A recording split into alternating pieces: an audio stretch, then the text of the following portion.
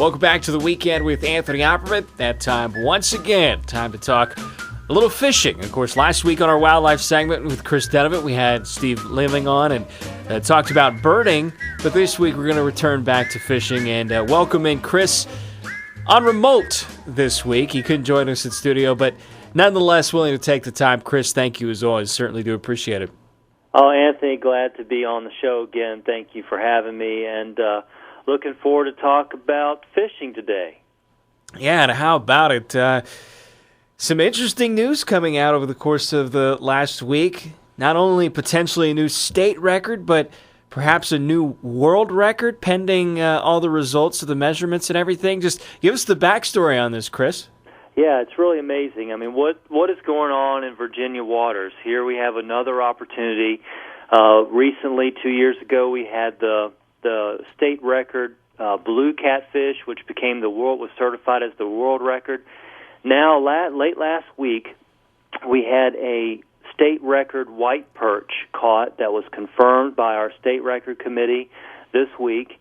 It weighed 3 pounds, 2 ounces, 17 3/4 inches long, caught by Patrick Bo McLaughlin out of Virginia Beach. And they caught in a private pond in Virginia Beach. And it's right now being put forth before the World Record Committee of the IGFA and the International Fish and Game Association. And it exceeds the current world record by an ounce. So if it is certified, if it is confirmed, it'll be the new world record.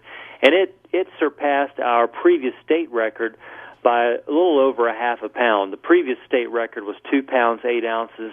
And again, this fish was 3 pounds, 2 ounces. So just a monster white perch. Any idea what the process is to determining whether or not it's a world record? You know, I'm not sure. I think what they'll do is probably something similar that our state record committee does. We have a biologist.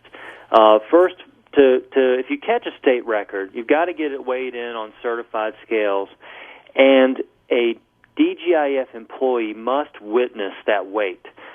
So, and then a fisheries biologist has to examine the catch and make sure it's the right species, make sure it hasn't been tampered with, just verify all those factors. And also they check the scales, make sure they're on target, and then that information is pushed out to the committee. Each committee member reviews all the information just to make sure that everything has been conducted properly and done right. And then once each committee has to be unanimous, each committee member has to give a check, yes, this is approved for a state record. So I imagine IGFA has a very similar process. They're going to review all the information and then determine if it is illegal. They'll probably interview the angler and determine if it is certainly a verifiable world record catch. I know it's a really big department, but did you happen to know the individual who was there for the weigh-in? No, I did. I actually, for the biologist, I do. I do know Chad Boyce. He's the one that conducted the investigation of the fish, and he's a biologist down in Chesapeake area. He's a great guy, a good friend of mine. So I haven't had a chance to talk to him, but I read his email, and I've looked at the state record report, the application, and so he checked over everything. Well, that would be something. Chris, any reason as to why this perch may have gotten so big in this private pond? You know, I don't know. I would really want to talk to one of our biologists to see. He caught it on a live minnow, and in fact, the same day he caught a yellow perch, a ring perch, over 2 pounds, which is a trophy. And so I'd like to know where this pond is, Anthony. I want to go. But it really is, quite a fish. I've talked to our biologists about what makes certain fish get bigger than others. Why don't just all fish just grow to huge size? And it's a combination of a couple things, according to our biologists. They say one is genetics. It has to have the right genetics to get to that kind of size. Number two, there's a window of time in their early years of the fish's life where if they feed aggressively and heavily and they grow quickly, they can then be qualified, so to speak, to get larger, as they go into the adult years, the mature years. They're going to have a head start to get that big. Whereas if other fish, they don't grow rapidly at a young age, they're never going to, no matter how much they eat, they're never going to grow to that, trophy size or state record size. So it's a combination of a couple things. So I would imagine that this fish obviously had the right genetics, and it had great feeding opportunities even at the early years, and it just took off. And Patrick Bo McLaughlin, Bo as he's called, he was at the right place at the right time and caught that wonderful fish. I fished the tidal rivers, and we catch these little white perch, and they're like 4 or 5 inches long. You'll hook them while you're bass fishing, and that's what I think of as a white perch, just a little teeny fish, this little small little 3-ounce fish. And to think of a 3-pound, 2-ounce white perch, I think if any of our listeners fish for white perch, they're drooling about the size of that white perch. They can't even imagine it. Quite the gene pool down in Virginia Beach, to say the least. Again, Chris Dunnavant joined us for our weekly wildlife conversation here on The Weekend with Anthony Opperman. And that's certainly the only big catch over the past week. The Northern Open was held here on the James River. Of course, Kelly Pratt was the winner last year. And the winner of this event, it's an automatic ticket to the Bassmaster Classic, and actually a young angler taking it this year, Chris. That's right. We had last year when BASS visited the James River with the Northern Open, we had a local, like as you mentioned, Kelly Pratt win, a Virginian, and then we have another Virginian that has won this year, Joshua Wagy. He's 23 years old, and he took the victory, and he's got an automatic berth into the Bassmasters Classic, so congratulations to Joshua Wagy. But really, what a victory for Virginia anglers. Actually, all top 5 of the anglers were Virginians, and 9 of the top 12. They weigh in on the final day. It's a 3-day event, and the last day of the tournament, only the top 12 fish, and they have a weigh-in at Bass Pro Shops is where the weigh-in was held. They trailer all the boats in, weigh the fish in there on the stage, and I actually attended the weigh-in, but 9 of the top 12 were Virginians. So Virginians really dominated this event. So, hooray for Virginians and really showing that their knowledge on the James River. And Chris, at 23 years old, what an experience for Joshua to be able to go down and fish the Classic. I mean, that's a pretty young age, right? That is very young. And, it's really interesting watching the weigh-in. Josh said, I don't really know what to say when he was handed the trophy. And you could tell he just was so surprised. He really actually had a poor day on the third day. On the first day, he had a limit over 12 pounds. The second day, he scored the largest limit of the tournament, 19 pounds, 11 ounces. Just really had one of those magical days. But then day 3, he struggled. His fish just disappeared on him, and he only came in with 4 fish that weighed 7 pounds, 7 ounces. And in fact, that was, of the pros, the second smallest weight for the day. And so he really struggled. So I think he was coming in thinking, probably, I'm not going to win this. And then when he had enough to win, he was just in shock. And in fact, it's been reported that he just says it hasn't even sunk in. And, at a young age, he, probably maybe even doesn't grasp the full ramifications of what has just happened. As you get older, you recognize how special going to the Bassmasters Classic is and how rare that is and how tough it is to get there. And I'm sure Josh will come to that realization, but he really has achieved something and has an opportunity that very few anglers will ever get to experience. So pretty neat stuff. And now for Joshua, obviously the focus is going to turn to trying to prepare for that big event and, once he gets there to be able to have some success. Chris, obviously we've got the 4th of July weekend coming up. It's going to be a really busy time out on the water, and there's a particular operation that the Department of Game and the Fisheries is participating with, Operation Dry Water. Just talk a little bit about that before we let you go.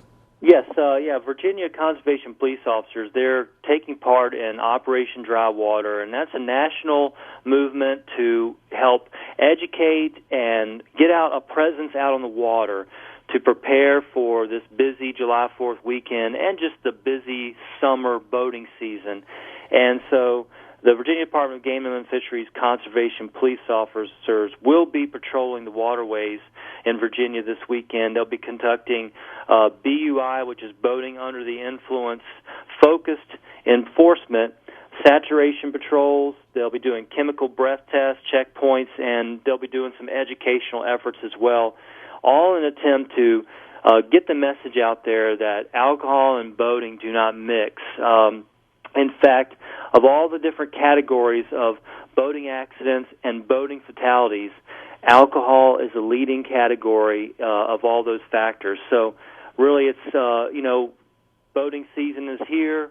People are out enjoying the waters. I mean, we want them to do that. It's great and fun to be out boating and enjoy the rivers and the lakes. But, put alcohol in its proper place. Take care of your boating and your fun and your recreation, and then leave the alcohol for the shore in a safe manner. But the water and the alcohol, they certainly are not a good companion. So just want to encourage folks to be safe on the water, and also watch out for this weekend. Our conservation police officers will have a heavy presence out in the water, and they're going to be out there talking to folks and pulling folks over just to make sure that preparing folks for the coming weekend to be safe on the water. Yeah, and I mean, it completely makes sense, Chris. I mean, look, when you're out on the water normally, I mean, there's so many things you have to pay attention to in order to be safe when you're out on the water. And if you don't have all your faculties about you, that really can make for a dangerous situation. It can, and you want to encourage folks, wear your life jacket, your personal flotation device. That is your first line of defense. If you go in the water, the thing about boating is no one's expecting to go in the water when an accident, or if they fall over, or if they hit a wave and they're knocked out of the boat, or if there is some unfortunate accident, a collision. You're not expecting to go in the water. But if you have your PFD on, that's going to kind of take over for you and keep you afloat. Because what happens is you're not ready to go in the water, you hit the water, and you're in shock. You breathe in quickly, and then you take in a bunch of water, and if you don't have your PFD, that's what happens. It's boating fatalities. People report they see someone go in, and they just say they just go under, and it's in just a second. And you think to yourself, if I fall in, I'm going to be able to swim. I can get myself together and take care of things, but you're not ready for it. It happens suddenly. And then, as you said, Anthony, if you've got alcohol in the mix and you don't have all of your faculties together, you're really putting the odds against you even greater. So that's what this weekend's about: enforcement and education to help save lives and to have people have safe and enjoyable time in the water. That's what we want in Virginia. Great advice, Chris. Thank you so much for being willing to pass that along. And as always, thank you for joining us here on this weekly wildlife segment. Before I let you go, I know you've been doing a phenomenal job at bringing in some guests to help contribute to this, but I think I may have a lead on somebody who could come in as well. Obviously, we've had Bob Duncan on with all of his turkey calls. Well, believe it or not, there's a pitcher for the Flying Squirrels, Craig Westcott, who is really big into duck hunting. He actually has all of his duck calls with him, his camouflage gears and everything else. So I thought it would be phenomenal if maybe we just had a wildlife hour instead of just a segment, have a wildlife hour and just have Craig and Bob go back and forth. Just like we would just be flies on the wall and just turn the mics on and let those two go back and forth, calling at each other. Bob is a turkey, Craig is a duck. I think we could be onto something there. I think you're right, Anthony. I mean, remember Bob talked about how listening to those wildlife conversations and them talking back and forth, I think that's what we could do. They could just talk back and forth and just have this whole wildlife conversation. I think it'd be great. And also, does the pitcher, does he carry his duck calls with him on the mound? Is that something he does? Well, he hasn't yet, but we did do a photo shoot with him. He's actually going to be featured on this edition of the Nutshell, which is the free publication that's given out at Flying Squirrels games. But he is featured on this edition with his duck calls and his camouflage gear under his sleeveless Flying Squirrels jersey. Nice. But I think if he did try the duck call on the mound, it could throw off the opponent, and it might be an advantage. Yeah, I think that would be a first for baseball. I don't even think they have anything in the rule book about that. Be the first one. You can, be first one to do it, and it could be your rule once they come up with that. Chris, again, thank you so much for taking the time. had a good time, and really appreciate the opportunity to come on. Chris Dunnavant from the Virginia Department of Game and Inland Fisheries, our weekly wildlife conversation here on the weekend with Anthony Opperman. Stay tuned. We'll bring another show to a close. Your game plan for the weekend coming up. The show is almost over, but the weekend is just getting started. More of The Weekend with Anthony Opperman is next on Sports Radio 910.